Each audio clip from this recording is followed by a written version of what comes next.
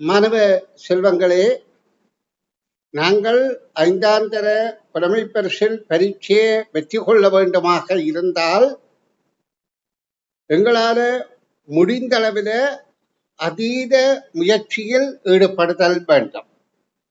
அந்த வகையில் உங்களை நான் திறம்பட வழிநடத்துவதற்காக இப்போ இன்றைய வகுப்பில் இருந்து அரச பரீட்சை, கடந்த காலங்களில் நடைபெற்ற அரச பரீட்சை வினாக்கள், அதாவது ஒரு 4-5 வருடம் அல்ல, அதற்கு முந்தைய வினாக்கள், இப்ப 2001ஆம் ஆண்டில இருந்து அதுல தெரிந்தெடுத்த வினாக்களுக்கு மட்டும்தான், எல்லா வினாக்களுக்கும் அல்ல, தெரிந்தெடுத்த வினாக்களுக்கு மாத்திரம் விடை தர முயற்சிக்க போறேன். அப்ப அதற்காக நான் உங்களை ஒயிட் போர்டை காண்பித்து அதில் கேள்விகளுக்குரிய விளக்கத்தை எழுதி விடைகாண் விளக்கம் தருவேன். நீங்க அவதானித்துக் கொள்ளுங்கோ. இது உங்களுக்கு ஓரளவு பயனுள்ளதாக அமையும். காரணம் என்னென்றால், கடந்த கால அரச பரீட்சையில வந்த கேள்விகள் அப்படியே வரப்போகின்றது என்று சொல்வதற்கு இல்லை, ஆனால் அதற்கு விடையளிப்பதன் மூலம் நாங்கள் எதிர்வருகின்ற வினாக்களுக்கு விடையளிக்கிற பயிற்சியை பெறக்கூடியதாக இருக்கும். இந்த இளையராணி அந்த பிள்ளைகளை ரிமூவ் பண்ணிட்டு வாரணும். ஏனென்றால் மதுசன் ரிமூவ் பண்ணிட்டு வாரணும். காரணம் என்றால் அவர்கள் எல்லாம் கிணக்கப்படுத்தி விட்டார்கள், அதால கீறிக்கொண்டிருக்கிறார்கள். அவர்களை ரிமூவ் பண்ணிட்டு வாரணும். பாருங்க, ஒரு வகுப்பை நடத்தே இவ்வளவு பிரச்சனைகள் இருக்கின்றது என்று. ஒழுக்கமின்மைதான் அதற்கு முக்கிய காரணம். சரி, இப்பொழுது நான் உங்களுக்கு ஒயிட் போர்டு எடுத்திருக்கிறேன். ஒயிட் போர்ட்ல கிளியர் பண்ணிட்டு விளக்கம் தருகிறேன். பாருங்கோ. இப்போ முதலாவதாக 2001ஆம் ஆண்டு அரச பரீட்சை தாளில் சில வினாக்கள், அதாவது நான் தெரிந்தெடுத்த வினாக்களுக்கு மாத்திரம் விடை காணும் விளக்கங்கள் தருகின்றேன். அதில் 2001ஆம் ஆண்டு அரச பரீட்சை தாளில் வினாத்தாள் 2ல் 67வது வினா சில தசம எண்களை தந்துவிட்டு, தசமட்ட, தசம் 2, 1.1, தசம் 5, இந்த 5 எண்களையும் அதன் பெறுமதிக்கேற்ப, அதாவது அந்த எண்களின் பெறுமதிக்கேற்ப ஏறு வரிசையில் ஒழுங்குபடுத்துக என்று கேட்கப்பட்டது. அப்போ உங்களுக்கு இந்த தசம எண் என்றால் தெரிய வேண்டும். 10 கூறுகள் தான் தசம எண்கள். முழு எண்கள் என்பது 1கள், 10கள், 100கள், 1000கள் என்று 10 மடங்குகளாக கூடிக்கொண்டு போகின்றது. தசம எண் என்பது 1ல் இருந்து 10 கூறு, 100 கூறு, 1000 கூறுகளாக குறைந்து கொண்டு 10 கூறுகளாக குறைந்து கொண்டு இருக்கின்றது. இப்ப உங்களுக்கு தெரியும், எண் சட்டம் நீங்க பார்த்திருப்பீங்க. எண் சட்டத்திலே நாங்கள் 1கள், 10கள், 100கள், 1000கள் என்று பலமிருந்து இடமாக 10 மடங்குகளாக எண்கள் கூடிக்கொண்டு போகின்றது. இதே நேரம் அடுத்த பக்கம், அதாவது வலது பக்கமாக இந்த எண் சட்டத்தை நாங்கள் இப்படி நீட்டுவோமாக இருந்தால் அடுக்கங்கால உள்ளது தசம எண்கள், அதாவது 10 கூறுகள், 10ல் 1, 100ல் 1, 1000ல் 1, 10,000ல் 1 என்று இப்படியே இது 10 கூறுகளாக தசம் 10ல் 1 மடங்குகளாக குறைந்து கொண்டு போகின்றது. இங்கே அதே நேரம் இங்கே இருந்து பார்த்தா இது 10 மடங்காக கூடிக்கொண்டுதான் இருக்குது. அப்ப நாங்க எண் விளக்கத்தை இங்க வழங்கி கொண்டபடியால் இப்ப இந்த எண்களை ஏறுவரிசைப்படுத்தி ஒழுங்கு பண்ணும்படி சொல்லப்பட்டபடியால் நான் உங்களுக்கு திரும்ப எண்ணி எழுதி விளக்கம் தருகிறேன். பாருங்கோ. அதாவது 0.8, 0.2, 1.1, 0.5 இந்த 4 எண்களையும் ஏறுவரிசைப்படுத்த சொன்னால் நாங்கள் இவற்றை 10 கூறுகளாக பதிவு செய்கிற போது 10ன் மேல் 8, 10ன் மேல் 2, 1 10ன் மேல் 1, 10ன் மேல் 5 என வகைப்படுத்த முடியும், ஒழுங்குபடுத்த முடியும். இப்ப எங்களுக்கு தெரியுது, இதுல பெறுமதி குறைந்த எண் ஒரு பொருளை 10ஆக பிரித்து அதிலே 2ஆக இருப்பதுதான் மிகவும் பெறுமதி குறைந்தது. அப்ப இதை ஏறுவரிசைப்படுத்த போது தசம் 2. அடுத்ததாக 10 அப்ப 0.5. அடுத்ததாக தசமட்டு 10 அப்ப 0.8.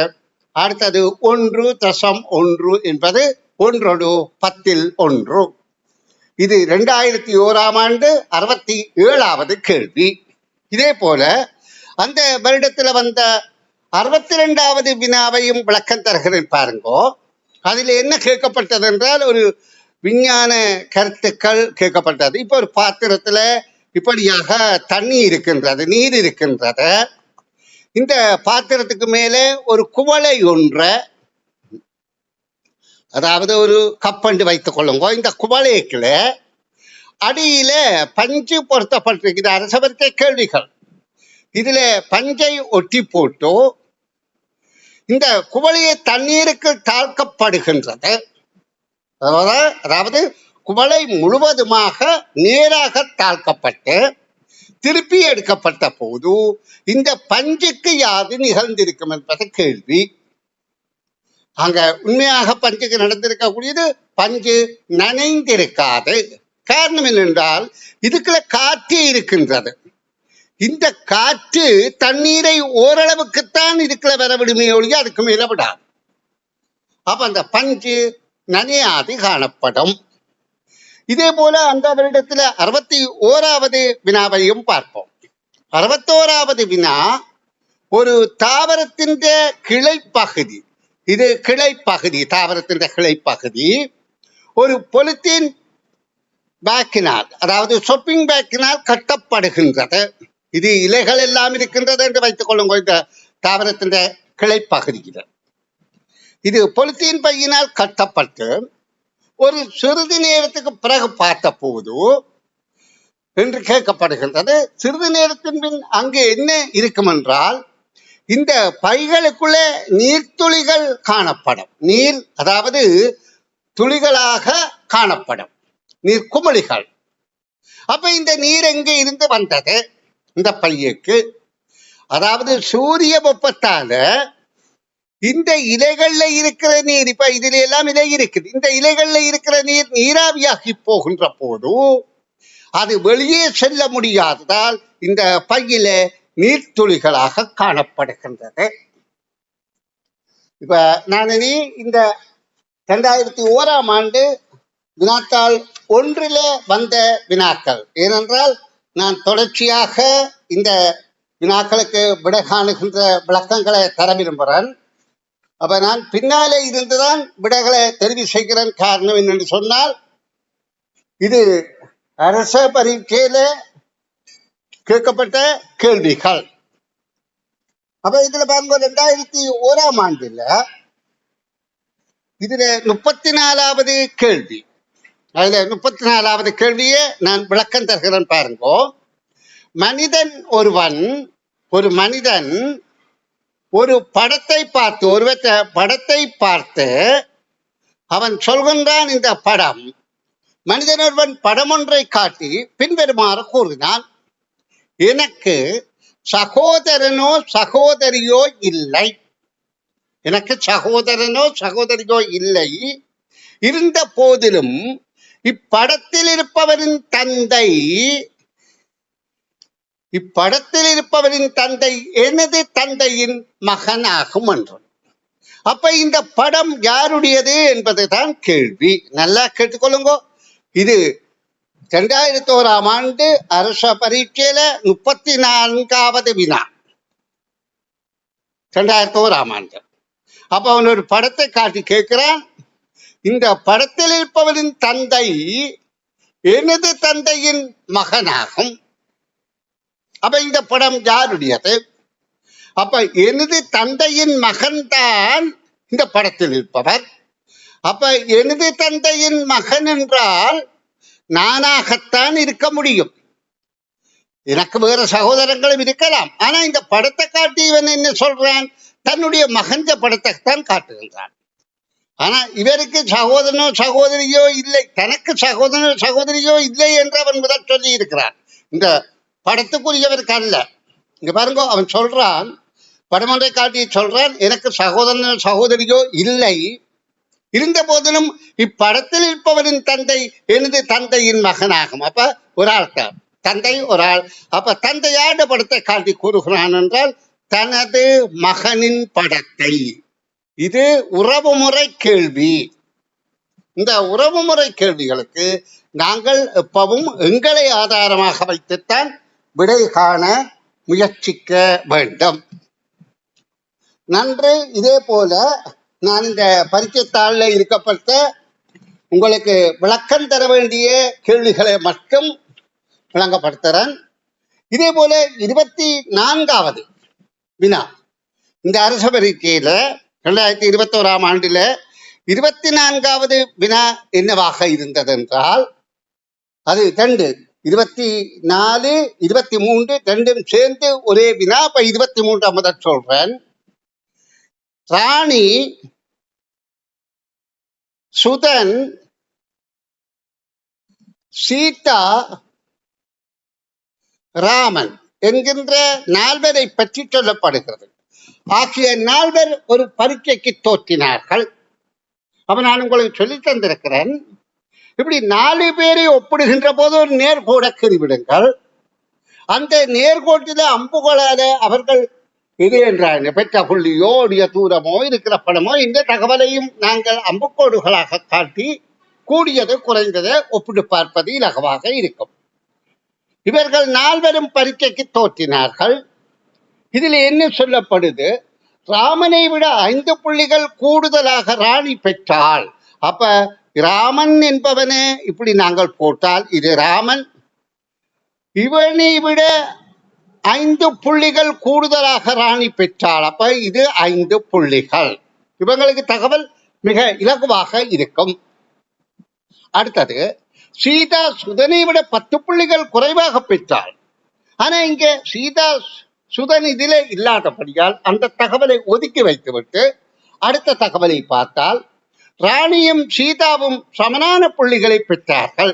அப்ப இப்ப ராணி இருக்கின்றபடியால் நாங்க சீதாவை இங்கு எழுதி கொள்ளலாம். அவர்கள் சமனான புள்ளிகள் பெற்றார்களாம். அந்த தகவல் ராணியும் சீதாவும் சமனான புள்ளிகள். இப்ப முதல் தகவலுக்கு போகலாம். முதல் தகவல் என்ன சொல்கிறது, சீதா சுதனை விட 10 புள்ளிகள் குறைவாக பெற்றிருந்தால் அப்ப சுதன் என்றவன் இதைவிட 10 புள்ளி கூடுதலாக பெற்றிருக்கிறார். இந்த தகவலை நாங்கள் ஒரு நேர்கோட்டில் எழுதுற போதும் இப்ப எங்களுக்கு தெரிகின்றது. இப்ப கேள்வி என்ன, அதிகூடிய புள்ளிகளை பெற்றவர் யார்? சுதன் தான். இங்க அம்புக்கோடு மேலே வரையும் இருக்குது. இப்ப குறைந்த புள்ளி என்று கேட்டால் ராமன் தான். அப்ப முதல் கேள்வி, அதுல 23வது கேள்விக்கு விடை சுதன் என்பது ஆகும். அதே போல 24வது கேள்வி என்ன கேட்கப்பட்டது என்றால், சீதா 48 புள்ளிகளை பெற்றிருந்தால் ராமன் பெற்ற புள்ளிகள் எத்தனை? அப்ப எங்களுக்கு தெரியும் சீதாவின் ராணியின் சமனான புள்ளி அப்ப 48. 48ல 5 போனால் 43. அப்ப அந்த கேள்விக்கான விடை 43 என்பது ஆகும். இதெல்லாம் கடந்த வருட 20 வருடங்களுக்கு முற்பட்ட 20 அல்ல 22 23 வருடங்களுக்கு முற்பட்ட உங்களை போல தலைமை பரிசில் பரீட்சைக்கு தயாராகின மாணவர்களுக்கு கேட்கப்பட்ட கேள்விகள். அதிலே தெரிந்தெடுத்த வினாக்களை மட்டும்தான் நான் இப்ப உங்களை வினாவுக்கின்றேன். இது உங்களுக்கு மிகுந்த பயனாக இருக்கும். இப்பொழுது அதே பரீட்சைத்தாளில் 22வது வினாவை சொல்கிறேன் கேளுங்கோ. எழுத வாசிக்க தெரியாத ஒரு பெண்ணுக்கு கடிதம் ஒன்று கிடைத்தது. அப்பெண் வேறு ஒருவரிடம் அக்கடிதத்தை உரத்து வாசிக்கும்படி கேட்டுக்கொண்டதோடு கடிதத்தில் உள்ள விடயங்களை அதனை வாசிப்பவர் கேட்காத படி கடிதத்தை வாசித்து முடிக்கும் வரை தனது கைகளால் அவரது காதுகளை பொத்திக் கொண்டு இருந்தார். இது ஒரு வினோதமான கேள்வி. ஒரு பெண் எழுத வாசிக்க தெரியாதாம், அவளுக்கு ஒரு கடிதம் வந்ததாம். அந்த கடிதத்தை அவள் என்ன செய்தால், வாசிக்க தெரியாதபடியா வாசிக்க தெரிந்த ஒருவரிடம் கொண்டே கொடுத்து வாசிக்கும்படி சொல்லிவிட்டு அவர் அந்த வாசிக்கிற விடயத்தை கேட்கக்கூடாதுன்னு அவற்றை காதை இவள் தண்டு கைகளாலும் பொத்திக் கொண்டிருந்தாளாம். இப்ப இதுல என்ன கேள்வி? இதில் உள்ள தவறு யாது? அதாவது இதுல என்ன தவறு இருக்கின்ற செய்தி? அதாவது வாசிப்பவர் தான் வாயால சொல்லித்தான் தான் விடயத்தை புரிந்து கொள்ளணும் என்று இல்லை. அவர் கண்கால பார்த்து வாசிக்கின்ற போது புரிந்து கொள்ள முடியும், கிரகிக்க முடியும். அப்ப கண்களால் வாசிப்பவர், அதாவது வாசிப்பவர் காதுகளால் கேட்டுத்தான் புரிந்து கொள்ள வேண்டும் என்ற அவசியம் இல்லை. கண்களால் பார்ப்பதன் மூலமே அவர் விடயத்தை புரிந்து கொள்வார் என்பதுதான் அந்த கேள்விக்கான விடை. இது முழுவதும் அதாவது கடந்த கால அரச பரீட்சை தாள்கள்ல 2001ஆம் ஆண்டு வினாக்களை பார்த்து கொண்டிருக்கின்றோம். இனி நாங்கள் 2001ஆம் ஆண்டுல அதாவது 11வது 12வது வினாவை பார்வையிட போறேன். 11வது வினா அதாவது 11, 12 தொடரான வினா. அந்த வினாவை வாசித்து விளக்கம் தருகிறேன், கவனிங்கோ. 11வது வினாவில் சொல்லப்படுகின்றது, சரவணனுக்கு இப்பொழுது வயது 9 ஆண்டுகள், சமீனின் வயது 13 ஆண்டுகள்.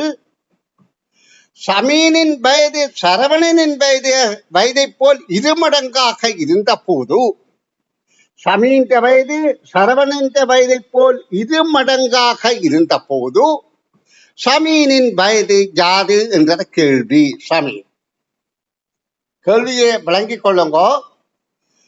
சரவணனுக்கு இப்போது வயது 9, சமீனுக்கு 13.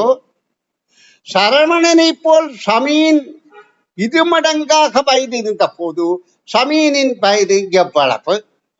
அப்ப இந்த கேள்விக்கு நாங்க விட காண்றதுக்கு இப்ப இவர்கள் இருவருக்கும் இடையில உள்ள வயது வித்தியாசத்தை பார்க்கணும். ஒரு ஆளுக்கு 13, மற்ற ஆளுக்கு 9. அப்ப வித்தியாசம் 4 வருடங்கள்.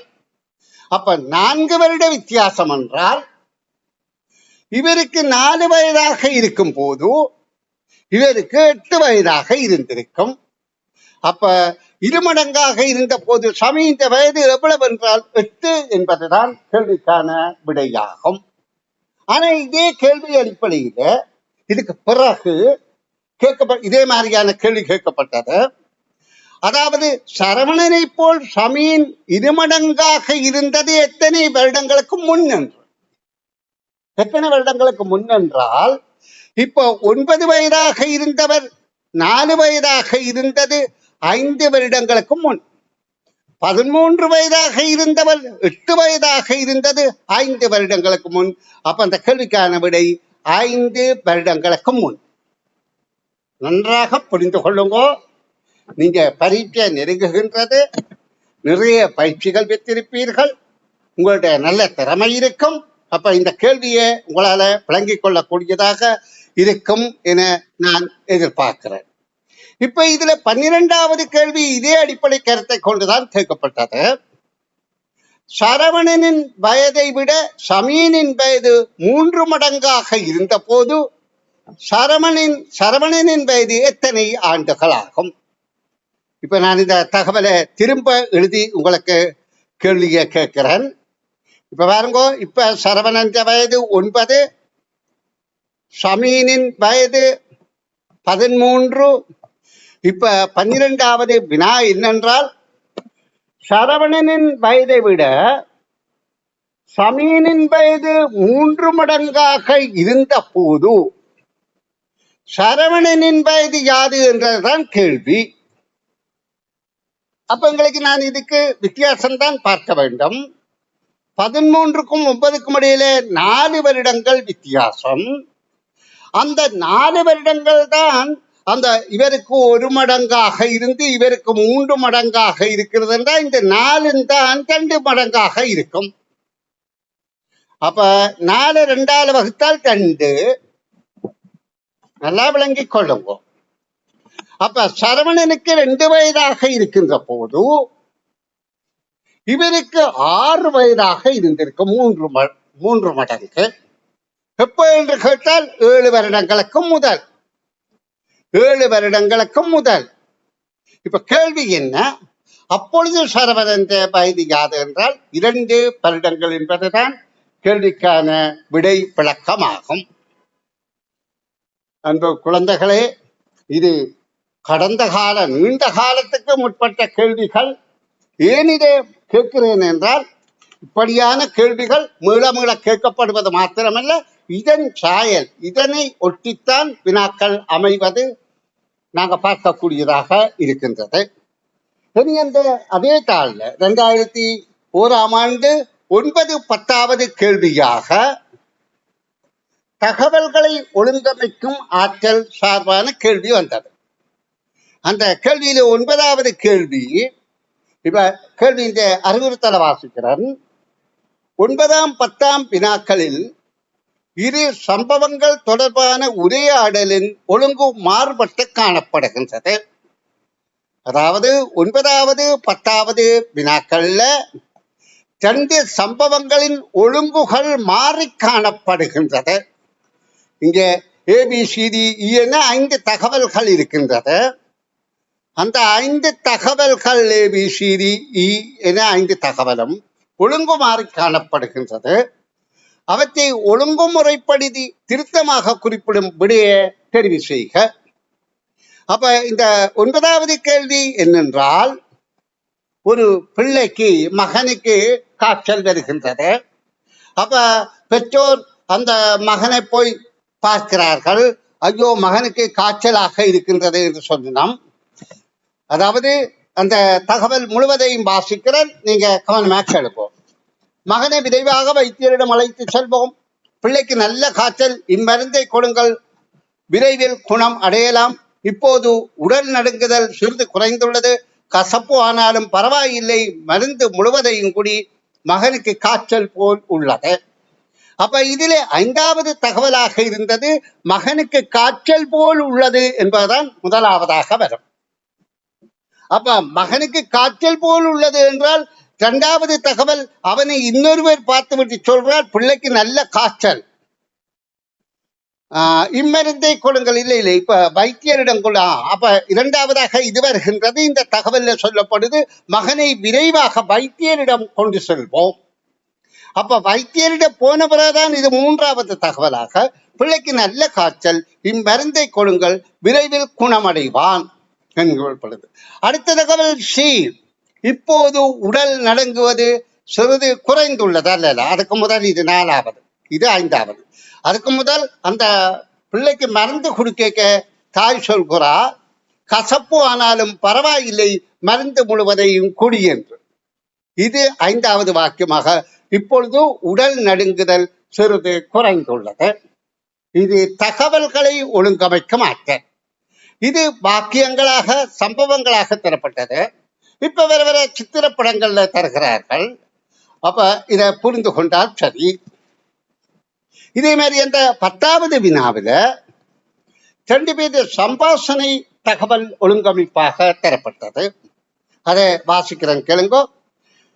ஆசிரியை பிள்ளைகளிடம் குமிழ்முனை பேனாவினால் எழுத வேண்டாம் என கட்டளையிட்ட சந்தர்ப்பத்தில் நிகழ்ந்த உரையாடல். குமிழ்முனை பேனா என்பது பால் பென், பால் பாயிண்ட், அதாவது அந்த போல் தான் அந்த மையூற்று பேனா என்று சொல்றது. அப்ப மைய விட்டு ஊறி எழுத வைக்கும். அப்படியான ஒரு உரையாடல், பிள்ளைகளை பால்பெயின் பேனா பயன்படுத்த வேண்டாம் என்று ஆசிரியர் சொன்ன இடத்துல வகுப்பில் நடந்த உரையாடல், 2 பேருக்கு இடையில நடைபெற்ற சம்பாஷணை. அப்ப இதுல, அப்படியானால் உங்கள் கையில் பேனா இருப்பது ஏன்? எங்களை குமிழ்முனை பேனாவினால் எழுத வேண்டாம் என ஆசிரியை கூறினார் அல்லவா? நான் பெஞ்சிலை தருகின்றேன். ஆம், எழுத்துக்கள் அழகில்லாது போகும் என்பதால் பெஞ்சிலால் எழுதும்படி ஆசிரியர் கூறினார். நான் இன்று பெஞ்சிலை கொண்டு வர மறந்து விட்டேன். அப்ப இதுல ஒரு பிள்ளை கேட்குது. அந்த பிள்ளை சொல்லுதோ, முதலாவது ABCD என்றதான் அதற்கு ஒழுங்கோ. ABCDE என்ற ஒழுங்கில 2வதாக இருக்கின்றது, எங்களை குமிழ்முனை பேனாவினால் எழுத வேண்டாம் என்று ஆசிரியை கூறினார் அல்லவா?